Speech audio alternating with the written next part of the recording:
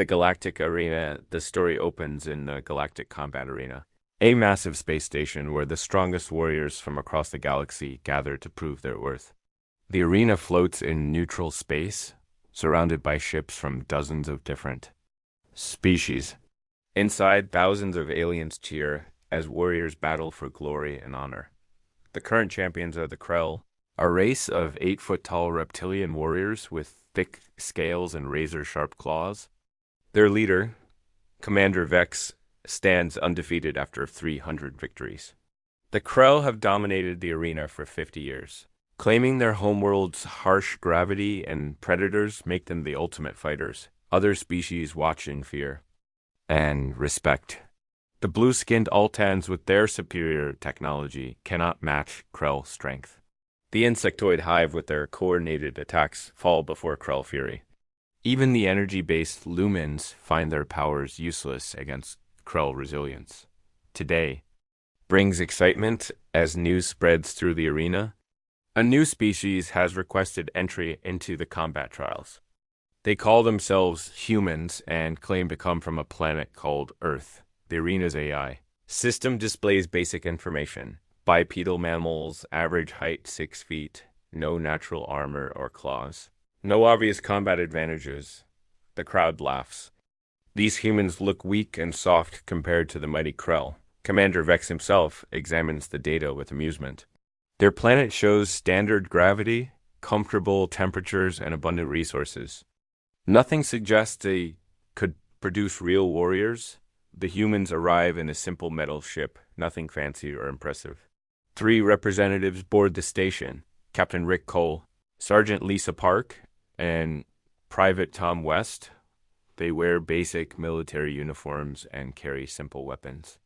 The aliens stare in disbelief at these ordinary-looking creatures. Commander Vex greets them with barely hidden contempt. He explains the arena rules. Single combat. No outside weapons. Victory by surrender or incapacitation. The winner gains honor for their species and valuable resources. Losers often face slavery or worse fates. Captain Cole listens calmly and accepts the challenge. He requests time to observe current matches before their trial begins. Commander Vex agrees, confident that seeing Krell dominance will make the humans withdraw in fear. The humans watch silently as Krell warriors demolish opponents. A Krell fighter tears through an Altan's energy shield with bare claws. Another breaks a hive warrior's exoskeleton with a single punch. The crowd roars approval while other species cower in their viewing boxes. But the humans show no fear. They take notes, discuss tactics quietly, and study their opponents with calculating eyes. Captain Cole pays special attention to how the Krell move, their attack patterns, and their reaction times. During a break, an Altan diplomat approaches the humans. He warns them about Krell savagery and suggests they withdraw before facing humiliation or death. Other species echo similar warnings, genuinely concerned for these seemingly helpless creatures. Captain Cole thanks them politely, but refuses to back down. He mentions that humans have faced dangerous opponents before and survived. The aliens exchange glances, unsure what to make of this confidence from such an unremarkable species. As the day's matches end, Commander Vex announces that tomorrow will feature the first human trial. The crowd buzzes with anticipation and cruel amusement. Betting heavily favors the Krell, with most aliens wagering on how quickly the human will fall. That night, the humans rest in their assigned quarters. They don't train or prepare extensively, instead spending time in quiet conversation. Other species spy on them through surveillance, expecting to see panic or desperate preparation. Instead, they find the humans calmly sharing stories and laughing. Together, the next morning arrives with unprecedented attendance. Ships from across the galaxy have come to witness these unknown Deathworlders face the mighty Krell. The arena's main chamber fills beyond capacity as aliens crowd every available space. Commander Vex enters the combat circle wearing his full battle armor, a massive suit that enhances his already formidable strength. His claws gleam under the arena lights as he roars a challenge that echoes through the chamber. The crowd responds with thunderous approval. Captain Cole steps into the circle wearing only his basic uniform. He carries no weapons and shows no fear. The size difference is dramatic.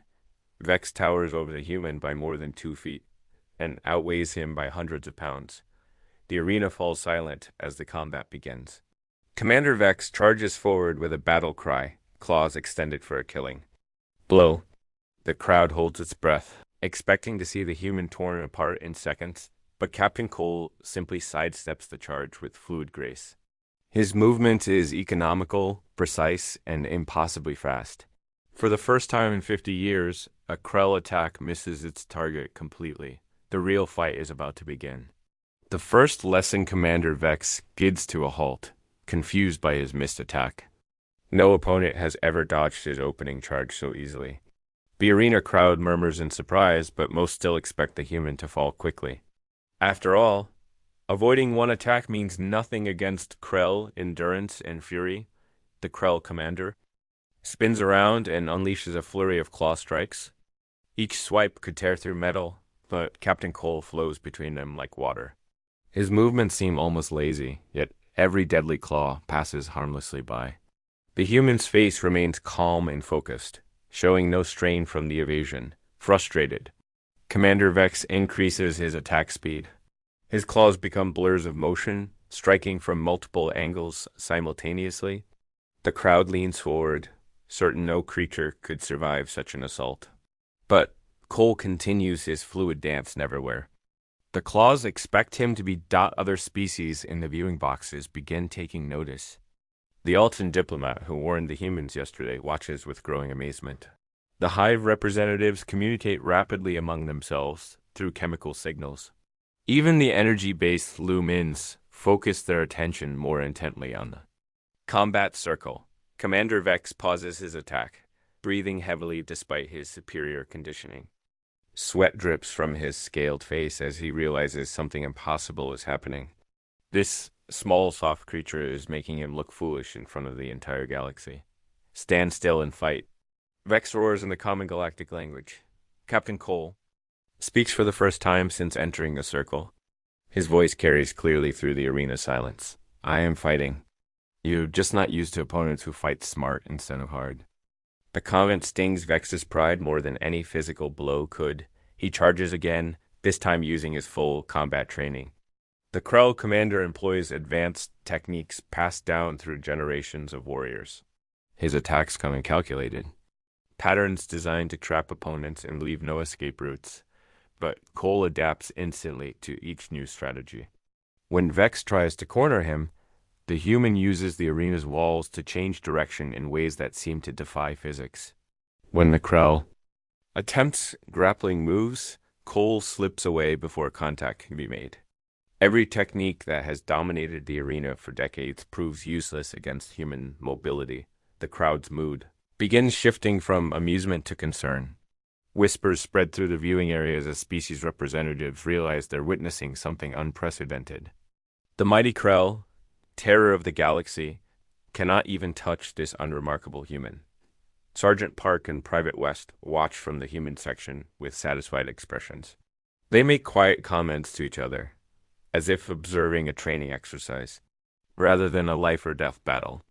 Their confidence unsettles nearby aliens who expected to see human fear and desperation. Commander Vex tries a new approach. He begins destroying parts of the arena floor with his claws, creating uneven terrain meant to limit the human's movement. Chunks of metal and debris scatter across the combat circle. Surely now the small creature will be forced into direct confrontation. Cole adapts again. He uses the debris as stepping stones and launching points, turning Vex's strategy against him. The human's footwork becomes even more impressive as he navigates the damaged terrain with perfect balance. What should have been an advantage for? The Krell becomes another display of human superiority. The Altan diplomat turns to his aide. Run a detailed scan of that human. I want to know everything about their physiology. Similar orders echo through other viewing boxes as species. Representatives realize they've underestimated these newcomers completely. After 20 minutes of futile attacks, Commander Vex staggers with exhaustion. His breathing comes in harsh. Gasps while sweat pours from his massive frame. The Krell warrior who has never shown weakness now displays obvious fatigue in front of thousands of spectators. Captain Cole, meanwhile, shows no signs of tiredness. His breathing remains steady and his movements retain their fluid precision. The human appears ready to continue the dance for hours if necessary. How? Vex gasped between breaths. How are you doing this? Cole pauses his movement for a moment. You want to know the secret? You've spent your lives fighting creatures from your own world.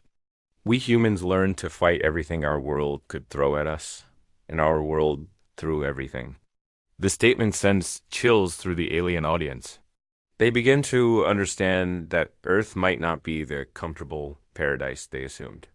If this ordinary-looking human can outfight the galaxy's greatest warrior through pure skill, what kind of world could have created such abilities? Commander Vex makes one final, desperate charge. This time, Captain Cole doesn't dodge. The arena holds its breath as the two warriors finally make contact. The human. Advantage when Commander Vex's charge connects, the expected destruction doesn't happen.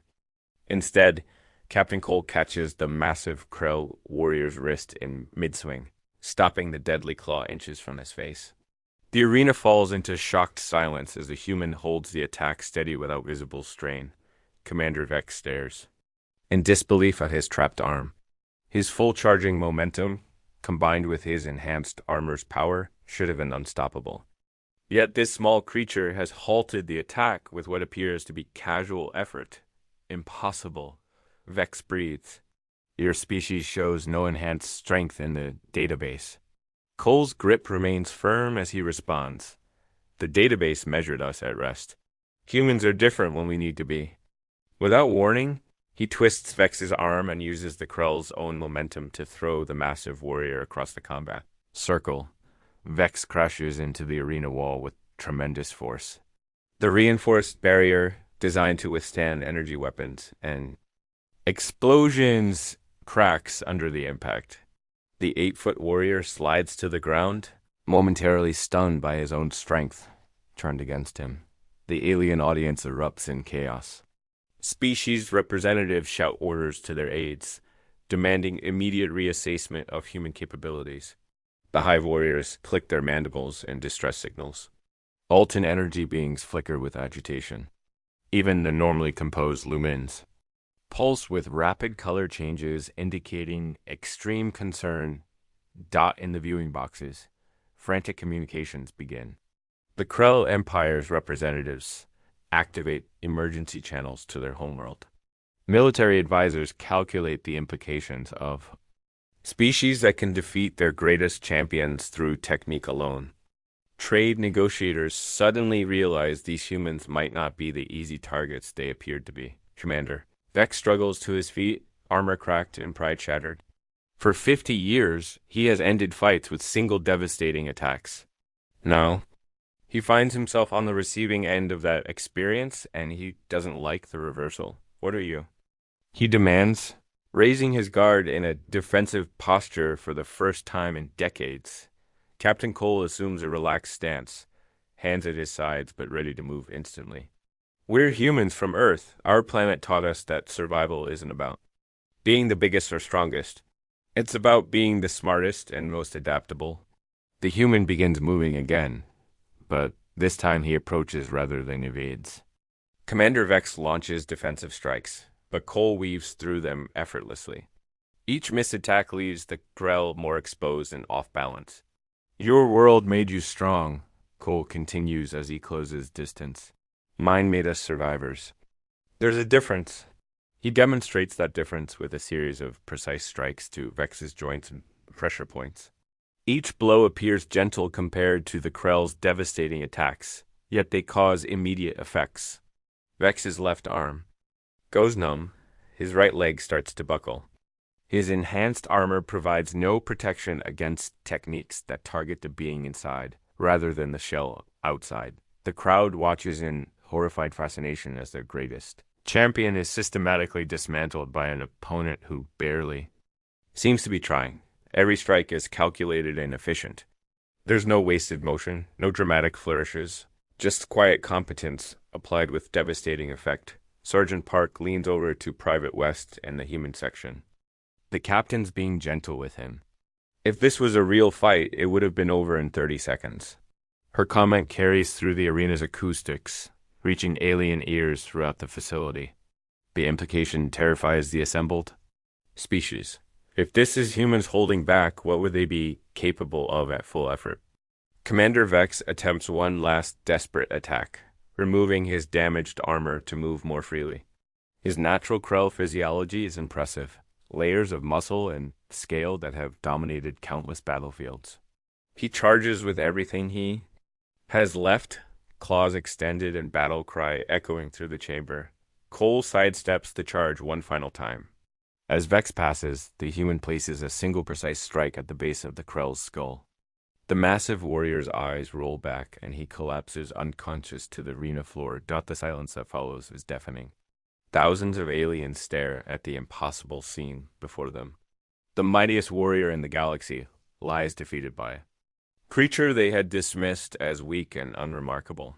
Captain Cole stands over his fallen opponent, not even breathing hard. He looks up at the stunned crowd and speaks in a voice that carries to every corner of the arena. Commander Vex fought with honor and skill. I request medical attention for him immediately. The gesture of respect for a defeated enemy sends another wave of confusion through the alien audience. As medical teams rush to assist the unconscious Krell champion. Whispers begin spreading through the crowd. The same question echoes in dozens of languages. What kind of world creates creatures like this? Soon, they would find out exactly what Earth was capable of producing. The revelation, the arena's medical bay buzzes with activity as alien doctors work to revive Commander Vex. The Krell warrior awakens slowly, his pride more damaged than his body. When he sees Captain Cole sitting nearby, waiting to check on his opponent's condition, something fundamental shifts in the massive warrior's worldview. You could have killed me, Vex says, quietly, his voice lacking its former arrogance. Cole nods simply. Yes, but that wasn't the point. The arena is about proving strength, not creating corpses. This display of mercy after total victory confuses every species representative monitoring the conversation. In their experience, dominant predators eliminate threats completely. The human approach of victory without destruction represents something entirely foreign to galactic thinking. Word of the impossible defeat spreads beyond the arena within hours. Emergency sessions convene in government chambers across the galaxy. Military leaders demand explanations for how their greatest ally could fall to an unknown species. Trade federations worry about the implications for existing power structures. The Krell High Command sends their finest military strategist, General Thok, to investigate the defeat. He arrives expecting to find some trick or deception, perhaps hidden technology that gave the humans an unfair advantage. Instead, he finds Captain Cole in the arena's training area, teaching basic self-defense to curious aliens. A small group has gathered around the human, including some young Krell warriors eager to learn from their champion's conqueror. Cole demonstrates simple techniques for redirecting an opponent's force, using leverage instead of strength, and maintaining balance under pressure. The key is efficiency, Cole explains to his mixed species audience. Every movement should have a purpose. Wasted energy is a weakness your enemy can exploit. General Thak observes from a distance, taking notes on human teaching methods. What he sees disturbs him more than any military display could. These humans aren't just warriors, they're sharing their knowledge freely, treating former enemies as potential students. One young Krell asks about Earth and what kind of training produced such skills. Cole's expression grows thoughtful as he considers how to explain his homeworld to creatures who have never experienced true adversity. Earth didn't make us strong by giving us easy lives, he begins. Our planet tested us constantly. We shared our world with creatures that could kill us in dozens of different ways. Some were massive predators with teeth and claws. Others were tiny organisms that could drop us with a single bite. The weather itself could freeze or cook us depending on the season and location. The alien students listened with growing amazement. Their homeworlds, while challenging, had never presented such comprehensive threats to their species' survival. But the real teacher, Cole continues, was other humans. We learned to fight not just animals and environment, but our own kind. Humans developed warfare into an art form because we had to. Every advantage one group gained, another group learned to counter. This cycle continued for thousands of years. General Thack steps forward, unable to contain his curiosity. Your species? Fights itself. This seems inefficient. Cole looks at the Krell general with something approaching pity. It was inefficient, it was wasteful and tragic and stupid, but it made us very good at surviving impossible situations. When everyone and everything on your world is trying to kill you, you either adapt quickly or you die. The revelation sends shockwaves through the assembled crowd. These humans come from a world where survival required constant vigilance and adaptation. Every other species in the galaxy had achieved dominance on their homeworld and then stagnated. Humans had never stopped evolving their capabilities. How many of your kind possess these abilities? General Thak asks, though he suspects he won't like the answer. All of us. Cole replies matter-of-factly. What you saw in the arena wasn't special human training.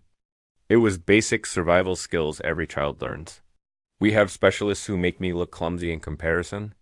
The implications hit the alien observers like a physical blow. If this ordinary human soldier possessed such devastating capabilities, what could their elite warriors accomplish? More terrifying still, what could human civilization achieve when working together instead of fighting each other? Back in the arena, Commander Vex has been watching security footage of his defeat, trying to understand how everything went wrong so quickly. Each replay shows the same impossible result, a smaller, seemingly weaker opponent dismantling him. Through pure skill and intelligence, an aide approaches with disturbing news from the Krell intelligence network. Sir, we've detected massive energy signatures from the direction of human space. Multiple ships approaching our territory. Vex looks up from the recordings, a chill running down his scaled spine. How many ships? Unknown, sir. But the energy readings suggest a full battle fleet. The former champion realizes with growing dread that the arena fight might have been just the beginning.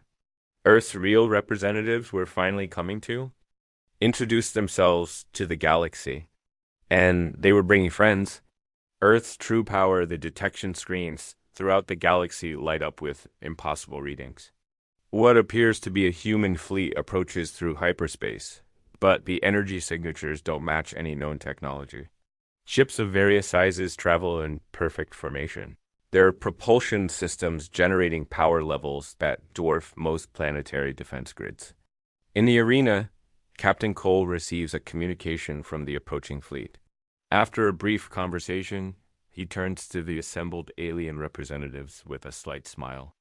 I should probably mention that we've been in contact with Earth since we arrived.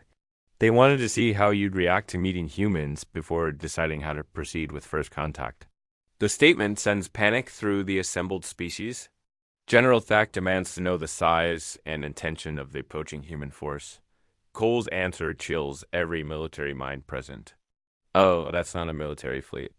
Those are the colony ships. The distinction between military and civilian capabilities becomes terrifyingly clear as the human vessels drop out of hyperspace. The ships are massive beyond anything the galaxy has seen, each one capable of housing millions of beings. Yet they move with the precision of fightercraft, demonstrating technology that makes current galactic standards look primitive. The largest vessel, designated as the UES Unity, requests permission to dock with the arena station. Its size alone dwarfs the facility, yet the human pilots maneuver it into position with casual expertise that suggests such operations are routine for them. Representatives from across the galaxy scramble to arrange an emergency meeting. The Krell Empire, Alton Federation, Hive Collective, and every other major power realizes they're facing a species that could reshape galactic civilization overnight. The first humans to board the station after docking continue the pattern of defying expectations. Dr. Emma Ross, the expedition leader, appears to be a middle-aged woman who could be anyone's grandmother. Her scientific team includes individuals who look like farmers, teachers, and shopkeepers, rather than the warriors everyone expected. But their casual competence mirrors Captain Cole's arena performance.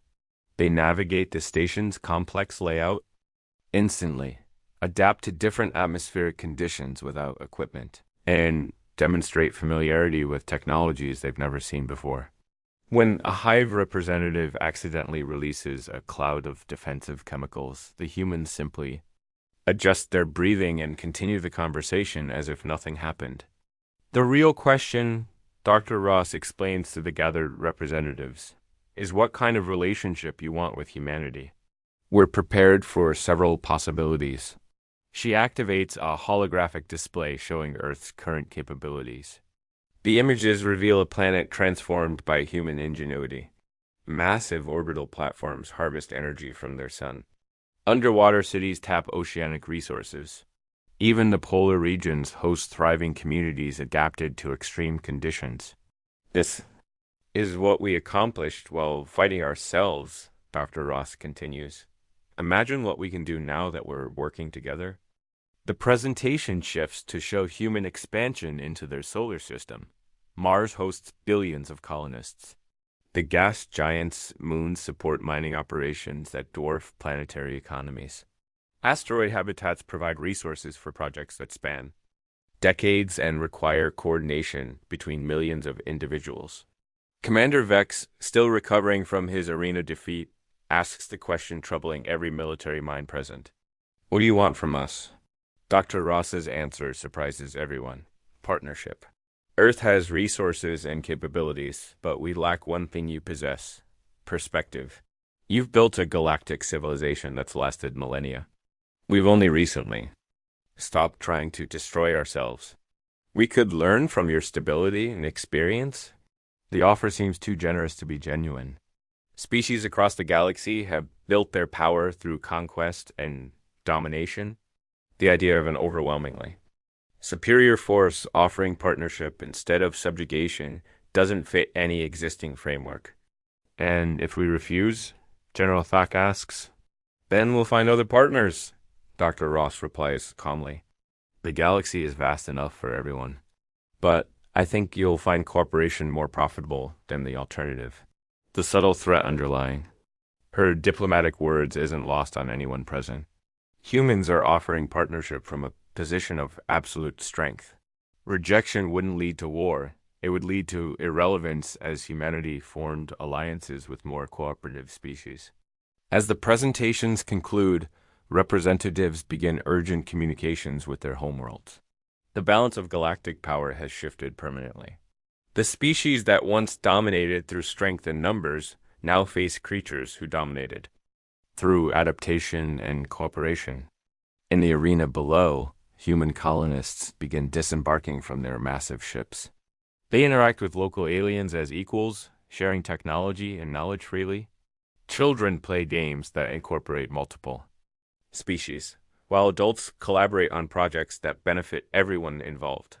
The galaxy watches in fascination and fear as these supposed Deathworlders demonstrate that their greatest weapon isn't their capacity for violence, it's their ability to survive, adapt, and turn former enemies into allies. The age of human expansion has begun, and nothing will ever be the same. The end asterisk.